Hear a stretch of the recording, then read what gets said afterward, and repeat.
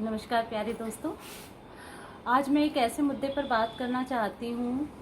जो काफ़ी विचारणीय मुद्दा चल रहा है। अगर आप लोग डेली का न्यूज़ सुनते हो तो अभी आपने सुना होगा, थोड़े दिन पहले ही बिहार की एक भोजपुरी नायिका है अनुपमा पाठक, उन्होंने हाल ही में सुसाइड किया है 2 अगस्त को। अब बात यह है कि आखिर सुसाइड किया क्यों,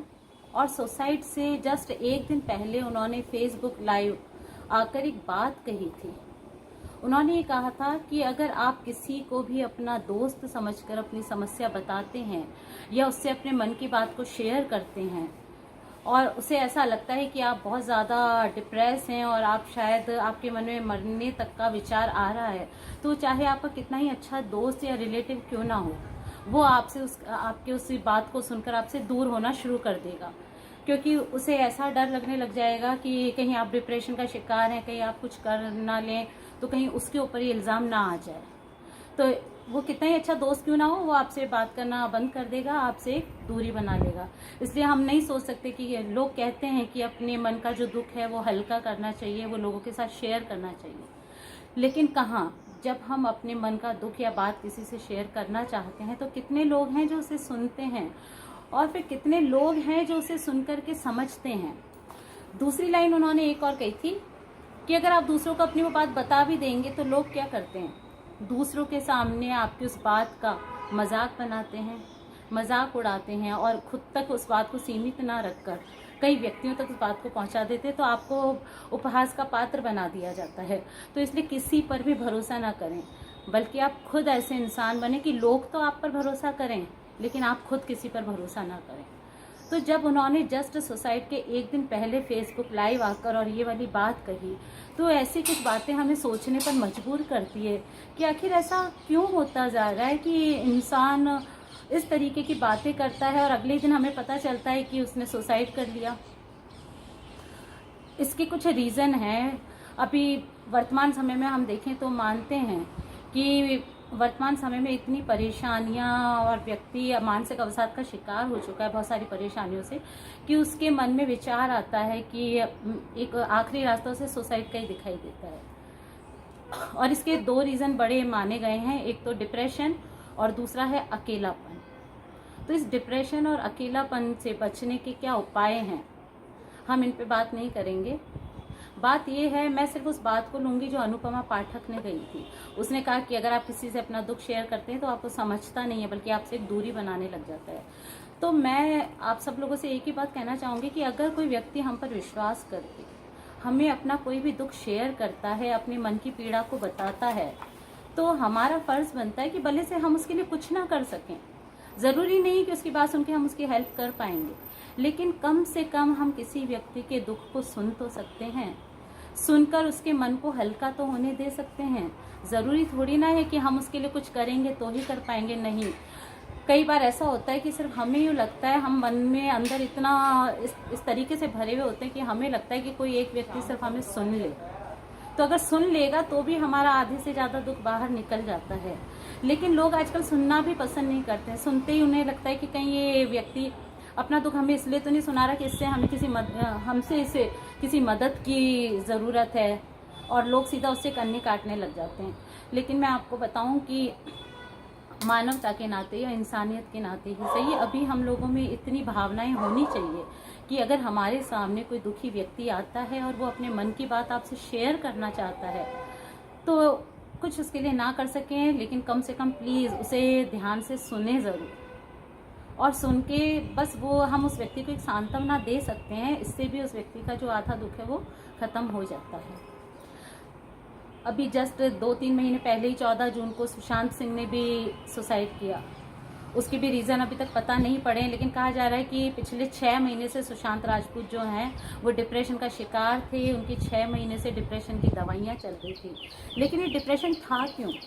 लोग बोलते सुशांत सिंह तो इतना हंसता मुस्कुराता हुआ चेहरा था, वो इतना खुश नज़र आता था, वो तो फिल्में भी ऐसी बनाता था कि लोगों को जीने के लिए मोटिवेट किया करता था। तो फिर आखिर ऐसा क्या हुआ? ना उसके पास पैसों की कमी, किसी भी चीज़ की कमी नहीं, हर तरीके से वो इंसान आपको हंसता मुस्कुराता खेलता खुश नज़र आ रहा है। फिर आखिर उसने ऐसा कदम क्यों उठाया? तो कई बार ऐसा होता है कि ज़रूरी नहीं है जो हंसता मुस्कुराता इंसान है, जो हमेशा पूरी दुनिया के सामने हंस रहा है, मुस्कुरा रहा है, तो उसे कोई दुख ना हो या उसे कोई अवसाद ना हो। एक्चुअली जितनी बड़ी हमारी इमेज होती है, तो एक इमेज बिल्डअप जो होती है हमारी, उस वजह से व्यक्ति जो है वो और ज़्यादा अंदर से अवसाद का शिकार हो जाता है, क्योंकि उसे लगता है कि वो दुनिया के सामने तो इतना आराम से मुस्कुरा रहा है, उसके पास कोई कमी नहीं है, और वो लोग सोचते हैं ये इतना खुश है तो इसे क्या दुख होगा, तो वो आखिर अपना दुख सुनाए भी किसे, अपनी तकलीफ बताए भी किसे। तो ऐसे व्यक्ति जो होते हैं वो भी अंदर ही अंदर डिप्रेशन का शिकार होते जाते हैं। अब रीज़न नहीं पता कि सुशांत सिंह राजपूत ने ऐसा क्यों किया, लेकिन फिर भी जहाँ तक सुनने में आ रहा है यही कि उसका सबसे बड़ा जो रीज़न था वो था अकेलापन। और अकेलापन तभी होता है जब हम दोस्त नहीं बनाते, या फिर जब हम जो दोस्त बनाते हैं वो ऐसे नहीं होते। दोस्त ऐसे बनाइए जो हमेशा सिर्फ खुशी में आपका साथ न दें। जब आपके ऊपर दुख तकलीफ पड़ रही हो, जब सबसे ज़्यादा जीवन के जिस मोड़ पर हमें एक अच्छे दोस्त की ज़रूरत हो, तब वो आपको सुनने के लिए, आपकी मदद करने के लिए तैयार हो, तो जीवन में ऐसे दोस्त बनाने चाहिए। तो कोई भी इंसान आपके सामने आता है, मैं मानती हूँ कई बार लोग हमें ऐसी बातें बोलते हैं जो बहुत ज़्यादा डिप्रेस होता है, और वो ऐसी मरने की बातें करता है तो गुस्सा भी आता है, और हम सोचते हैं कि ये ऐसी बातें क्यों कर रहा है, कहीं इसने उल्टा सीधा कदम उठा लिया तो कहीं हमारे ऊपर कोई बात ना आ जाए, तो इस वजह से हम उससे दूरी बनाना भी शुरू कर देते हैं। लेकिन ऐसा नहीं है। मैं आपको बताऊं, मैं साइकोलॉजी की टीचर हूं, तो मेरे जीवन में बहुत सारे ऐसे लोग आते हैं, जैसे ही वो सुनते हैं कि मैं साइकोलॉजी पढ़ाती हूं या मैं मनोविज्ञान की शिक्षिका हूं, तो उन्हें बस लगता है कि हम इसे अपने मन की बात बता दें, ये तो ज़रूर से हमारे मन की बात को सुनेगी, समझेगी और फिर उसका कुछ हमें सॉल्यूशन भी बताएगी। अब मैं आपको बता दूं कि मेरे पास सॉल्यूशन कुछ नहीं होता है, लेकिन हाँ, मैं कम से कम इतना ज़रूर करती हूँ कि आज तक जिस भी व्यक्ति ने मुझे अपने मन की बात बताने की कोशिश करी, चाहे वो कोई भी हो, मैंने हमेशा हर एक व्यक्ति के मन की बात को सुना है, और वो बात कैसी भी हो। बाद में कई लोग बोलते भी कि आपने हमारी इस बात को भी सुन लिया, कर लिया, आपको बुरा तो नहीं लगा। तब मैं यही कहती हूँ कि व्यक्ति को अपने मन की बात कहने का अधिकार है, और शायद आप मुझ पे कुछ विश्वास करते होंगे कि मैं आपको समझ पाऊंगी, सुन पाऊंगी, इसी विश्वास पर आपने अपनी वो बात मुझे कही होगी। तो अगर सिर्फ मुझे अपने मन की बात सुनाने से आपका मन हल्का होता है, या आपको ऐसा लगता है कि मेरा दुख थोड़ा सा कम हो गया है, तो उससे मुझे क्यों बुरा लगेगा। मुझे तो खुशी होगी कि चलो मैं किसी के कुछ तो काम आ रही हूँ, कि कम से कम लोग मुझ पे इतना भरोसा तो करते हैं कि हाँ, हम इस व्यक्ति को ये वाली अपनी मन की बात बताएंगे, तो एक तो हमारा मन हल्का होगा, और ये शायद ज़रूर कुछ ना कुछ हमें समाधान भी बताएंगे। अब समाधान बताते हैं, समाधान बताने के नहीं होते हैं वैसे, बस यही है कि ये आपके, इसके लिए थोड़ी 2-4 बातों को फॉलो करना पड़ता है कि जीवन में सबसे ज़्यादा, एक तो आपको पहले नंबर पे जो चीज़ है वो है खुद पर विश्वास। सबसे पहले खुद पर विश्वास रखिए, क्योंकि जीवन में बहुत सारी प्रॉब्लम्स है। ऐसा नहीं है कि एक ही व्यक्ति के जीवन में आती है, सभी के जीवन में सभी तरीके की प्रॉब्लम्स आती है, लेकिन बस ये है कि हमें अपने ऊपर भरोसा होना चाहिए कि नहीं, ये जो बाधा आई है, मुसीबत आई है, मैं इससे भी निपट लूँगा और इसका भी सामना कर लूँगा।